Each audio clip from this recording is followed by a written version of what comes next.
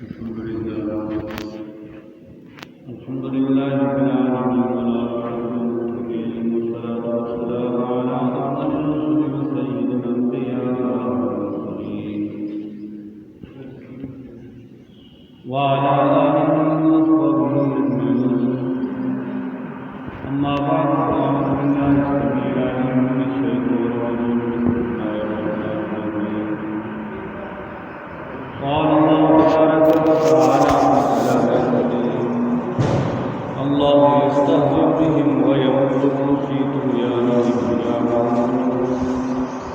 أولئك الذين اشتروا الضلالة بالهدى فما ربحت تجارتهم وما كانوا مهتدين.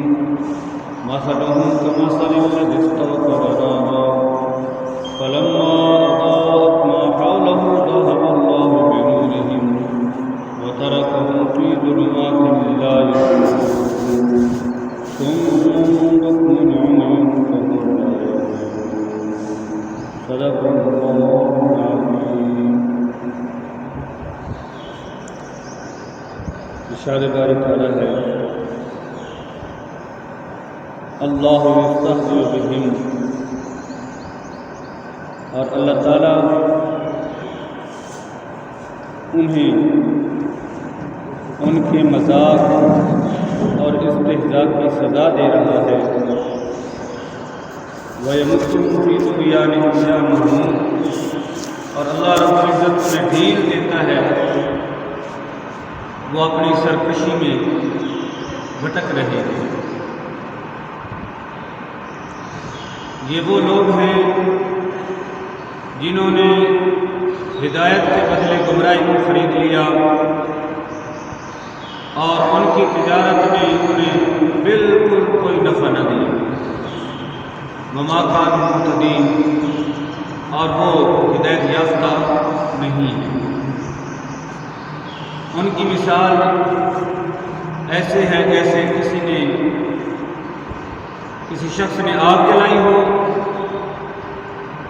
اور پھر جب اس آگ نے ان کے ارد گرد کو روشن کر دیا ہو، ماحول کو روشن کر دیا ہو، تو پھر اللہ رب العزت ان کے نور کو ختم کر دے.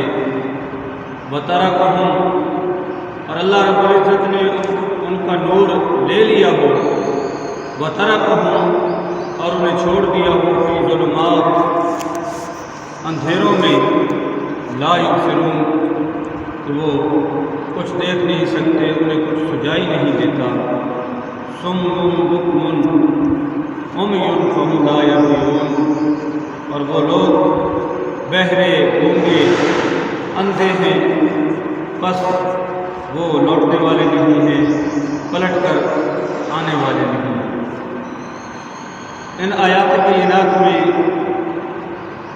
منافقین کی حالت کو بیان فرمایا گیا اور مختلف مثالیں دے کر ان کی مکر و فریب اور ان کی جو منافقانہ چالیں ہیں ان کا پردہ چاک فرمایا گیا ہے. اس سے پہلے ارشاد فرمایا گیا کہ منافق لوگ جو ہیں ان کا طرز عمل، ان کا رویہ کیا ہے. فرمایا وَإِذَا لَقُوا الَّذِينَ آمَنُوا، جب وہ ایمان والوں سے ملاقات کرتے ہیں، ان کا آمنا سامنا ہوتا ہے، قالوا آمنا، تو پھر تو وہ ببانگ دہل کہتے ہیں کہ ہم جی ایماندار ہیں، ہم مومن ہیں، ہم آپ جیسے ہیں. وَإِذَا خَلَوْا إِلَىٰ شَيَاطِینِهِمْ، اور جب وہ اپنے شیطانوں، بڑے سرداروں اور سرغنوں کے پاس تنہائی میں جاتے ہیں تو ان کی حالت کیا ہوتی ہے. قَالُوا إِنَّا مَعَكُمْ، تو وہ کہتے ہیں ہم تو اندر کھاتے تمہارے ساتھ ہیں. إِنَّمَا نَحْنُ مُسْتَهْزِئُونَ، ان کی صفوں میں جو ہم گھسے ہوئے ہوتے ہیں تو ہم ان سے مذاق کر رہے ہوتے ہیں. تو یہ ان کا طرز عمل جو ہے منافقانہ. اس کے جواب میں ارشاد فرمایا کہ جو بوؤ گے وہی کاٹو گے اور جو کرو گے وہی بھرو گے. اگر تم اس رویے پر ہو کہ ادھر اور ادھر اور، ادھر آ گئے تو ہم تمہارے ساتھ، ادھر جا بیٹھے تو ہم تمہارے ساتھ، تو فرمایا جیسا تم کر رہے ہو اللہ یستہزئ بہم، اللہ بھی ان سے استہزاء فرماتا ہے۔ لیکن استہزاء کا معنی ہوتا ہے مذاق کرنا، ٹھٹھا کرنا، اور ذات باری تعالیٰ تو اس چیز سے پاک ہے۔ مذاق ایک عیب ہے، تو اللہ تعالیٰ تو اس سے پاک ہے، تو کیا مطلب ہے کہ اللہ تعالیٰ بھی ان سے استہزاء فرما رہا ہے؟ تو اللہ تعالیٰ کی طرف اس چیز کی نسبت نہیں کی جا سکتی، یہ ایک عیب ہے۔ لیکن پھر اس کا مطلب یہ ہے کہ اللہ تعالیٰ ان کے مذاق کی انہیں سزا دے رہا ہے۔ لیکن استہزاء کی نسبت اللہ تعالیٰ کی طرف کیوں فرمائی گئی؟ اس لیے کہ عربی محاورہ ہے اسی طرح کا، جس طرح ہماری اردو میں ہم لوگ کہتے ہیں کہ برائی کا بدلہ برائی ہوتا ہے، برائی کا بدلہ برائی، حالانکہ برائی کا جو بدلہ ہوتا ہے وہ تو عین عدل اور انصاف پر مبنی ہوتا ہے، وہ برائی تو نہیں ہوتا۔ لیکن ہمارے اردو پنجابی محاورے میں ان الفاظ سے تعبیر کیا جاتا ہے کہ جی برائی کا بدلہ برائی ہوتا ہے، حالانکہ برائی کا بدلہ جو ہوتا ہے وہ عین عدل اور انصاف پر مبنی ہوتا ہے، اسے برائی تو نہیں کہا جاتا۔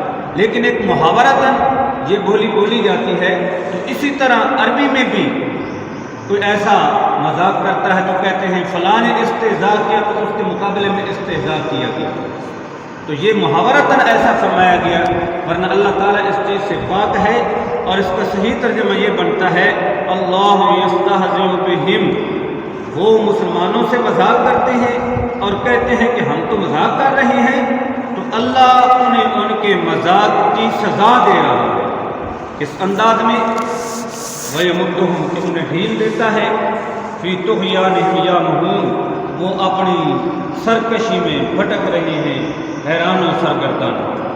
اور فرمایا یہ وہ لوگ ہیں جنہوں نے ہدایت کے بدلے گمراہی کو خرید لیا۔